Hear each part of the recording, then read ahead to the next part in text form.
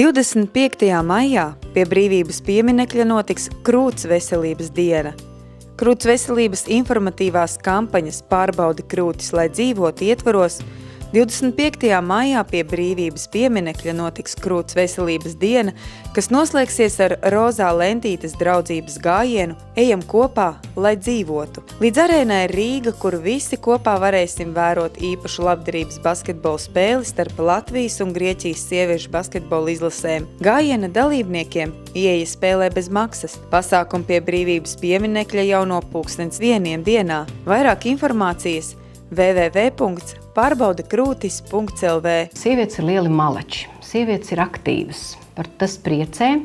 Un īstenībā sievietes ir tās, kuras mēs aicinam, un arī sievietes ir milzīgs spēks radīt šo pozitīvo auru ap sevi. Un tagad 25. datumiņā notiek rozā lentīšu gājiens, kur tiek aicināts sievietes rūpēties par savām krūtīm, jeb piena dziedzeriem. Un es aicinu izmantot kundzes par velti. Tas ir, jums atnāk vēstulīti, jums ir jāiet uz krūtu skrīningu izmeklēšanu, piena dziedzeru skrīningu izmeklēšanu. Lūdzu, dariet to.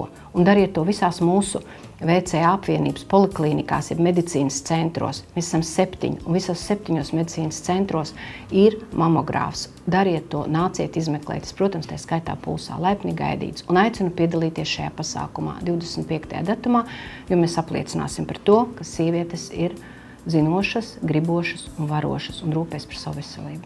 Es apsveicu visus, ka mēs dzīvojam 21. gadsimtā. Tas nozīmē, ka mēs nemaz neuztveram šo diagnozi fatāli. Mums ir ļoti pozitīva un liela pieredze, īpaši krūtsvēža biedrība Vita, kad pilnīgi mēs vairs neesam ne invalīdes, ne kaut kādas slimnieces vai pacientes, mēs vienkārši Vitas meitenes, kuras atveseļojās, izgāja rehabilitāciju un ne tikai 5, 7 gadus pēc operācijas dzīvo pilnvērtīgi.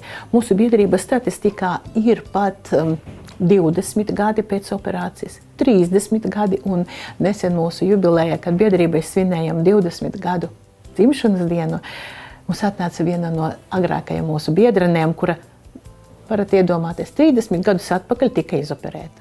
Maija sākumā pārcietusi operāciju, tomēr dzīves spara pilna, arī Sigita ar draugiem un ģimeni šajā dienā būs pie Brīvības pieminekļa, lai pievērstu sabiedrības uzmanību sieviešu veselībai un vēl vairāk sieviešu pasargātu no vēlīni diagnosticēta krūts vēža atklāšanas.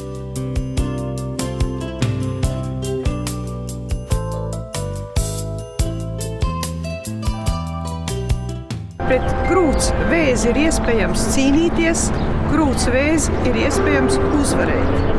Tas prasa mūsu visu mobilizāciju, un es aicinu no sirds, lūdzos uz ceļiem.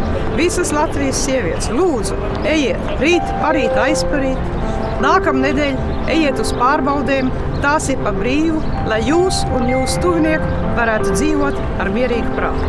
Neaizmirstiet, tā ir jūsu veselība, tā ir mūsu veselība. Lai jums veicās! Rūpējoties par sievietes veselību, sižeta pārraidīšanu atbalstīja uzņēmums Rošē Latvija, Egulbja laboratorija un Jelgava farma.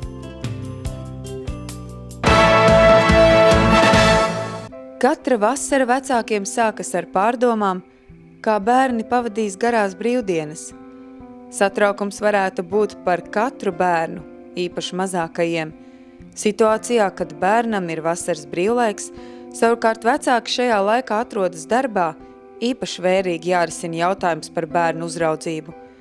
Bērnu tiesību aizsardzības likums nosaka, ka bērnus līdz 7 gada vecumam vienus atstāt nedrīkst, kā arī uzticēt pieskatīt bērniem, kas ir jaunāki par 13 gadiem. Gribam vērst uzmanību, ka likumi nav rakstīti, lai tos pārkāptu, bet tie ir pamatoti ar to, cik daudz bērns spēj izdarīt, neapzinoties draudus. Katrs vecāks ir iepazinis savu bērnu, cik patstāvīgs, atbildīgs un atklāts viņš ir, bet tomēr jāapzinās, ka ikdienā mēdz būt situācijas, kuras mazāki bērni vēl nav piedzīvojuši un atbilstoši rīkoties nespēja. Tieši tādēļ arī vecākiem ir jāzina sava atbildība.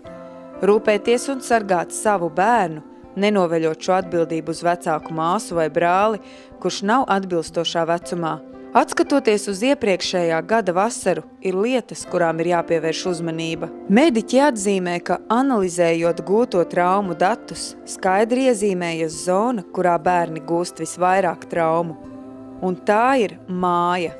Proti vide, kurai vajadzētu būt visdrošākai, vispiemērotākajai turklāt, tur pastāvīgi bērnam jābūt pieaugušo redzeslokā. Tomēr visvairāk traumas bērni gūst mājās. Vidēji 260 bērnu gadā vēršas pēc palīdzības, jo guvuši dažādas smaguma apdegumus, aplaucējoties ar karstu šķidrumu, ēdienu, dzērienu un ūdeni.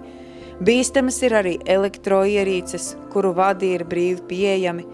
Tāpat rodas situācijas, kad mazs bērns nespēja reaģēt adekvāti un gūst mājās it kā drošā vidē traumas, ja ir notikusi nelaime, jāsazinās ar ātro palīdzību pa tālruni 113. Turklāt, ja nelaime ir notikusi, bērnam nedrīkst likt justies vainīgam, jo par notikušo esam atbildīgi mēs, pieaugušie. Par bērnu drošību rūpējoties un aicinot vecākus būt atbildīgiem, sižeta tapšanu atbalstīja Sijā Latvijas Mērnieks LV, Pilsētas ekoservis un Latvija Timber International.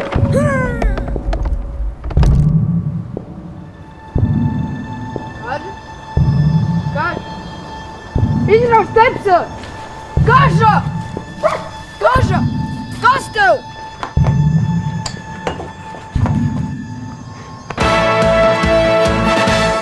24. aprīlī notika informatīvi izglītojušā projekta konkursa Esi drošs, neesi pārdrošs pusfināls.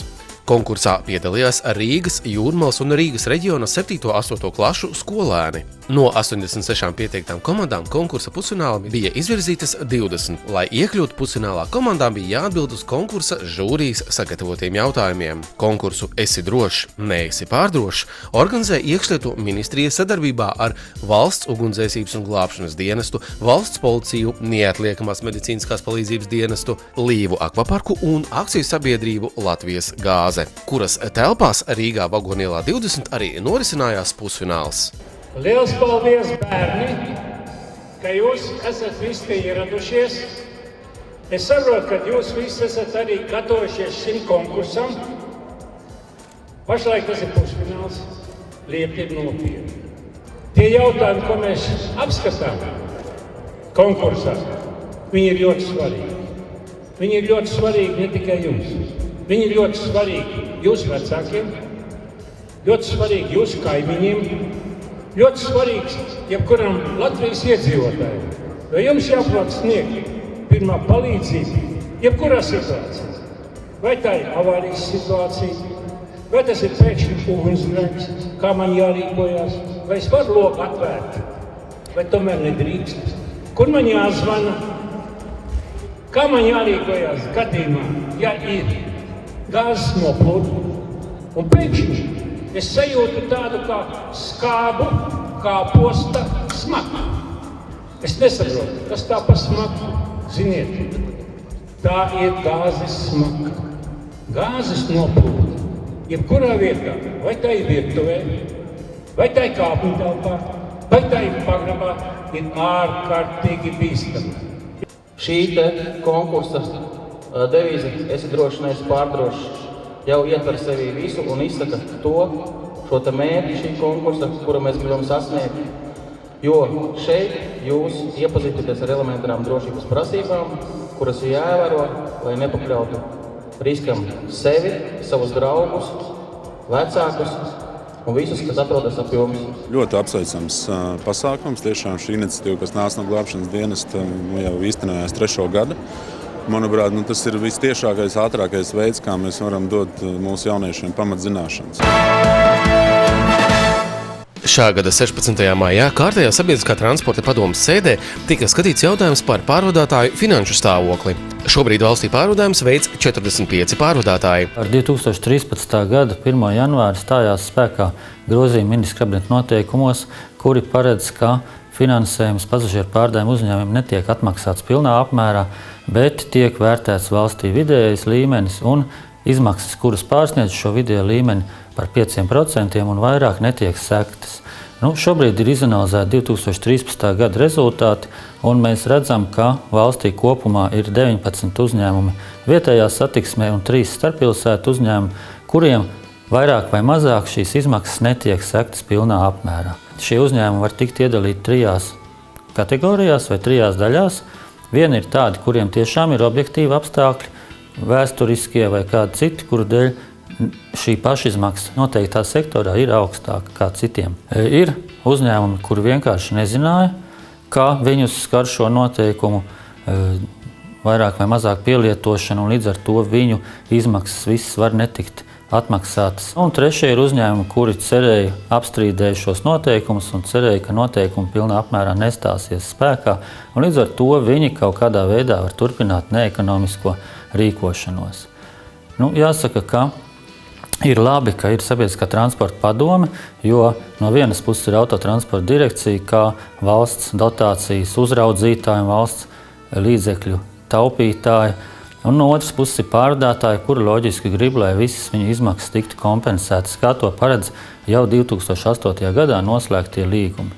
Šī gadījumā Sabiedriskā transporta padome ir vairāk vai mazāk šķīrēja tiesas, tāds orgāns, kurš izskata mūsu, varbūt atsevišķos gadījumos arī dažādos skatījumus un mēģina kopā ar mums, ar autotransporta direkciju un kopā ar pārvadātājiem panākt to, lai sabiedriskā transporta nodrošinājums netiktu pārtraukts. Pārvadātājiem varbūt nepatīk šī situācija, bet mēs esam diezgan precīzi izpildījuši ministra kabineta uzdevumu atrast neefektīvākos posmus, atrast tos uzņēmumus, kuri kāda iemesla pēc ir mazāk efektīvi, un tagad strādāt vairāk vai mazāk tieši ar šiem konkrētajiem uzņēmumiem. Zemniekam katrs gads ir jauns izaicinājums, jo darba iznākums nevienmēr ir atkarīgs no zemnieku uzņēmības. To nosaka arī mīļās mātes dabas labvēlība. Kā šis gads sācies zemniekiem, devāmies noskaidrot pie Vidzemes lielākā graudu audzēšanas uzņēmuma Roškalna saimnieka Ivara Ādamsona. Pavasaris tāpat kā visā Latvijā bija diezgan tāds satraucošs, jo bija gaidas, kas tad ir pārziemojis, un cik daudz būs jāpārsēja. Un tā sanāca, kad viss ziemas rapši principā viss bija jāpārsēja un pusi no ziemas kviešiem, no kaut kādiem 203 hektāriem pusi jāpārsēja. Labi pārziemoja rudzi. Lūk, tā kā, bet tas jau mums gandrīz katru gadu mazliet kaut kas jāpārsēja. Vai izsūta, vai izslīkst, vai kā šogad izsala. Šādas situācijas Roškalna saimniekam ir tikai papildus izaicinājums. Darbi neapstājas, un tiek darīts viss, lai arī šis gads būtu ražīgs. Turklāt Roškalna saimnieks līdzās darbiem savā saimniecībā aktīvi iesaistās jautājumu risināšanā, kas nodrošina stabilu attīstību un spēju pastāvēt Latvijas zemniekiem Latvijā. Ādamsona kunga pieredze rāda, ka kopā var padarīt vairāk, tāpēc kā neatņemamu savas darbības virzienu redz agroekonomisko kooperatīvo sabiedrību. Kooperatīvs tas ir tas, kas palīdz katru dienu sasniegt labākus rezultātus, atvieglot šo ražošanu, jo kooperatīvs nodarbojas ar graudu realizāciju, minerālu mēslu, pesticīdus iegādi, un konsultē agronomijā. Tā kā, strādājam roku rokā, un paldies Dievam arī attīstamies, Ieguldot līdzekļus agroekonomiskajā kooperatīvajā sabiedrībā, tiek nodrošināta biedru saimniecību attīstība, sniedzot ekonomisku labumu, rodot iespēju stabilai, konkurētspējīgai saimniekošanai. Pēdējos 3 gados Liepājas reģionālajā slimnīcā kopumā veikti ļoti apjomīgi un nopietni rekonstrukcijas darbi. Kā teica slimnīcā, galvenais mērķis – sakārtot esošo vidi, lai ārstēšanās process un darba gala rezultāts ir veiksmīgāks. Liepājas reģionālā slimnīca ir otrā lielākā slimnīca ārpus Rīgas, aiz Daugavpils slimnīca, bet mēs esam vienīgie, kuriem ir tādas programmas kā asinsveļu ķirurģija, kā mugurkaulu ķirurģija. Un mēs tiešām ieņemam nozīmīgu lomu veselības aprūpē tieši reģionā. Un iepriekšējā ēka bija celta 25 gadus atpakaļ, un līdz ar to viņa bija morāli un fiziski novecojusi. 2012. gadā tika nodota rekonstrukcijas pirmā kārta. Tās izmaksas bija 4,9 miljoni latu. Tajā akcents tika likts uz pacientu plūsmas sakārtošanu, tika uzbūvēta jauna piebūve, rekonstruēta konsultatīvā poliklīnika, dienas stacionārs, operāciju bloks, uzlabotas darbinieku darba telpas un citas lietas. 2013. gadā tika pabeigta otrā kārta. Rekonstrukcijas darbi skāra veselu rindu slimnīcas nodaļu, tika investēti līdzekļi jaunu diagnostikas iekārtu iegādēji. Visu rekonstrukcijas darbu realizācijai tika piesaistīti ERAF līdzekļi, pašas slimnīcas un, kas nav maz svarīgi, arī pašvaldības finansiāls atbalsts. Taču ar to apjomīgie rekonstrukcijas darbi nebūtu vēl nav galā. Pašlaik norit joprojām rekonstrukcijas 3. un 4. kārtas darbi. 3. kārtā tiks izbūvēts dzemdību bloks, savukārt 4. kārtā izbūvēsim, varētu teikt, pusi no galvenā korpusa, tas ir 10 stāvos, izbūvētas 10 nodaļas dažādas gan ķirurģijas, gan terapijas profilu. Šī projekta kopējās izmaksas sasniedz jau 10,2 miljonus latu. Būtiski, ka visus rekonstrukcijas darbus izdevās veikt nepārtraucot darbu, un to ar sapratni uztvēruši gan slimnīcas darbinieki, gan pacienti. Visa rezultātā ievērojami uzlabojusies vides pieejamība un ne tikai. Jo ne tikai cilvēks veido vidi, arī vide veido cilvēku un viņa attieksmi pret daudzām lietām. Un tā nenoliedzami uzlabojusies, teica gan darbinieki, gan pacienti. Īstenojot rekonstrukcijas darbus, mēs centāmies ievērot ne tikai obligātās normatīvu prasības, ko nosaka likums, bet arī šīs te ieteicamās vadlīnijas attiecībā uz vides pieejamību. Līdz ar to cilvēku ar īpašām vajadzībām šeit ir gaidīti, par viņiem ir domāts, ar arhitektu izdomu un ar būvnieku veiktajiem darbiem ir dažādas krāsas, cenšamies maksimāli izmantot dienas gaismu, un tādējādi telpas kļūst gaišākas un krāsainākas, dzīvīgākas, kas uzlabo lomu gan pašiem darbiniekiem, gan apmeklētājiem. Tādējādi, kā es minēju, šī te vide tiek maksimāli radīta tāda, lai būtu šeit patīkami uzturēties.